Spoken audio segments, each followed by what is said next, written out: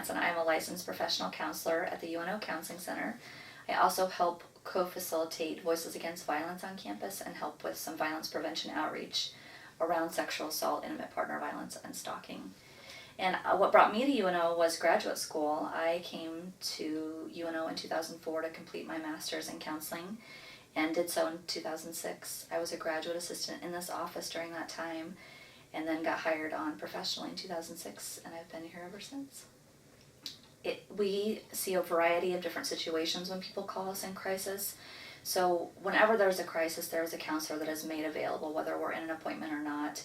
We make sure that there's someone to help that student in crisis. If it's a sexual assault, intimate partner violence, stalking situation, we would talk with the student and assess their safety, make sure that they're somewhere safe, and make sure that we can get connected with them and get them connected to resources as soon as possible. At the UNO Counseling Center, we are considered confidential advocates. So if a student were to call us in crisis after, for example, a sexual assault had happened, we would be able to advise them of all of their options, and then they would get to choose what they want to do next. So we offer brief confidential counseling, and we also offer crisis intervention or crisis counseling in the moment. So if a student were to come in and let's say the assault happened 2 weeks ago or 6 months ago or a year ago, which often is the case because it takes a while sometimes for people to process and feel comfortable coming in and talking to someone or recognize what happened to them. And it doesn't matter at what point in the process they come in, we would help them through that process of identifying what their counseling goals are, what they want out of counseling, and what they need in their lives in terms of any accommodations. So we are more of a brief counseling model, and that is for a variety of reasons, including that we're a staff of about 5.5, 6 counselors and a psychologist, and we have 15,000 plus students to serve in addition to faculty and staff. We're free, we're confidential, and what brief counseling means is that we typically offer students about 8 to 10 sessions per presenting concern.